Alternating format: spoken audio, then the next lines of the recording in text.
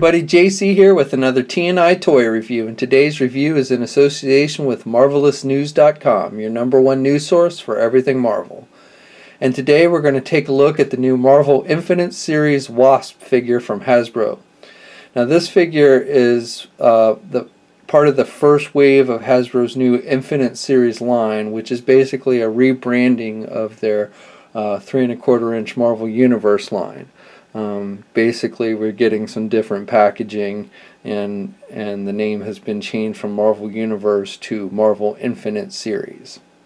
Now originally actually we were told this new rebranded line was going to be called Avengers Infinite Series, but the Avengers name doesn't actually appear anywhere on the packaging. Now we do get some of the core Avenger members logos at the top of the packaging: Thor's hammer, Cap's star, Iron Man's helmet, and Hulk's fist, but the actual Avengers name doesn't actually appear on the packaging.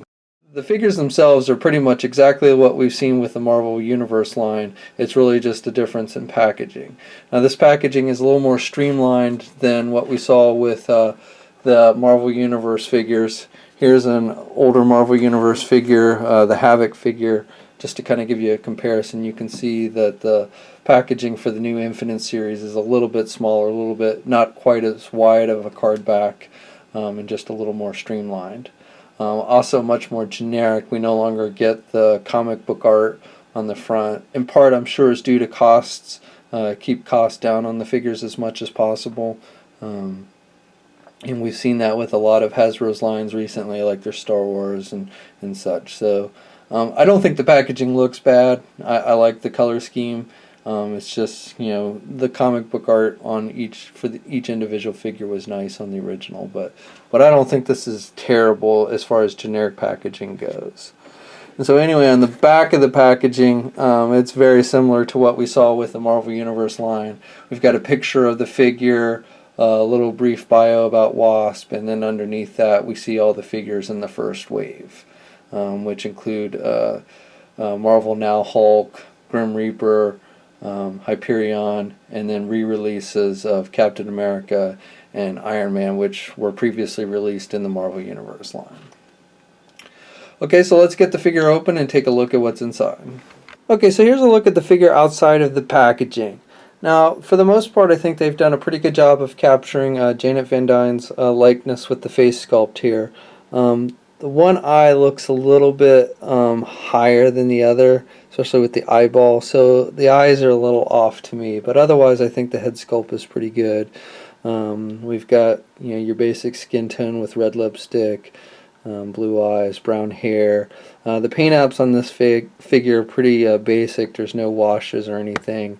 You've got basically black for the suit, and then we've got some gold highlights sprinkled throughout the body. Basically on the bottom of her feet they've painted the feet gold, and then obviously on her midsection area, and then they've even included some gold on the bottom part of her gloves. So at least on the one hand that's open, can't really see it on the other hand. Then on the back it's just basically all black. So again, basically pretty basic paint applications, which is pretty standard with most Marvel Universe 3¼ inch figures, but you know, it doesn't look bad, and I think they've captured again the likeness of the character pretty nicely with this figure.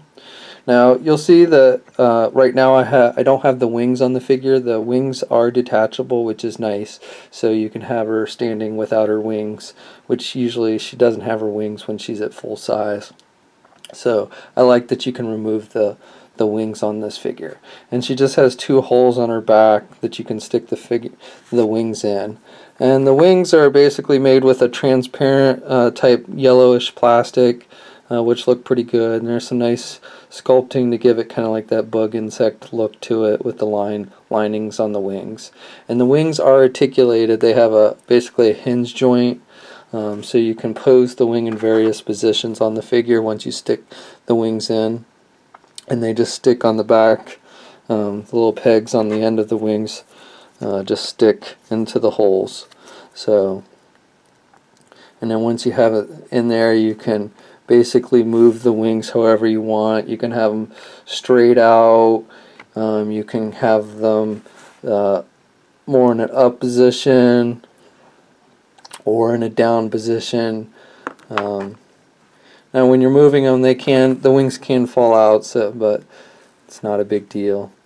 And then because of the hinge joint, you can also have the wings outwards, so as to like kind of mimic the wings flapping, which is nice. So one other accessory this figure comes with besides the removable wings is a miniaturized version of the Wasp character. Now this mini figure is about just a hair over an inch tall, and we've actually seen this released before. We've previously gotten the Wasp in green and purple costume, but you can see it's basically the exact same figure, just repainted. This new version is the same outfit as the larger version, plus has the yellow wings. The figure itself really has no articulation at all. The wings you can kind of move if you want to a little bit. You can rotate left and right a little bit. They're not articulated like the larger figure, but you can kind of move them a little bit. And they are painted with that same kind of yellow transparent coloring like the larger wings, which is nice. There's not a lot of detail, like on the face sculpt is basically blank. There's no paint apps on the face sculpt for this little teeny figure. But again, if you want to kind of just mimic the Wasp shrinking down, then this is kind of a nice accessory to have. So scale wise, this figure stands at just about 4 inches tall. It pretty much is, in the same kind of scale with the rest of your Marvel Universe figures. So, even though it's in different packaging with a different name of the line, it's still essentially the same basic figures that we've been getting with the Marvel Universe line. Now you can see here she is standing next to her new boyfriend Havoc, and you can see Havoc's just a little bit taller. This Havoc figure was released in the Marvel Universe line, and you can see that he's just a bit taller, which is about accurate. And then here she is next to Captain America from the Marvel Universe line, again just a hair smaller.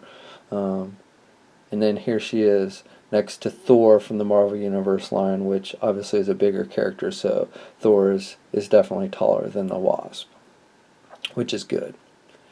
And then also, is another cool thing, if you wanted to, say, use this Wasp figure as your miniaturized Marvel Legends Wasp, well, here she is next to the old Toy Biz Marvel Legends Build-A-Figure Giant Man. So you can see that if you want to kind of use her with that Build-A-Figure, it does kind of work scale-wise. Articulation is pretty much what you would expect from a Marvel Universe 3 1/4 inch figure. The head is on a ball hinge joint, so she can look up pretty good, and she can look down pretty nicely. She can actually look down even more. So that's nice, and then she's got good rotation, so you can turn her head left and right no problem. The arms are attached with your standard ball hinge joint at the shoulder, so she's got good rotation and can stick her arm all the way out. The elbow is a single jointed elbow, but she can still bend it pretty good. And then the hands are just a swivel. There's no hinge on the wrists. And as I mentioned, I think before, or maybe not, one hand is sculpted open, and then the other is a closed sculpted fist. For midsection, she has a swivel joint right underneath her breast, so it's well hidden, and she's got that swivel. She's got a little bit of up and down, more back than forward with that joint, but it's not you don't get a lot of ab crunch type movement with that joint. It's more of a swivel. Legs are attached with ball hinge joints, but with the way the figure's sculpted, you can't really get her to do the splits very well. That's about as good as she can do the splits. And again, with the way the leg is sculpted, she can do the leg forward, but she can't really do it back much. She can kind of do it out and back like that. She's got a swivel at the thigh, double hinged knees, so she does have good bending at the knees. She has a swivel at the calf muscle, and then she has the ankle pivot. So she definitely has good ankle pivot there. Review. Overall, I really like this figure. I think it'll fit in well with your Marvel Universe collection. Definitely, if you're trying to build up the Avengers, I think this is a must-have. She'll fit in either with your classic Avengers lineup, or if you'd rather do, Uncanny Avengers, then she'll fit in nicely with that as well. So definitely, I think if you're an Avengers fan or collecting Marvel Universe figures, then you'll definitely want to pick this one up. And it is hitting retail now. The first wave of Marvel Infinite figures is hitting mass retail and e-tailers. You'll probably be able to find this one easier if you order it online at places like Big Bad Toy Store, but definitely you can start checking your Targets and Walmarts and Toys R Us's, and you might be able to find it there as well. So that's my review, and until next time, I'll check you later.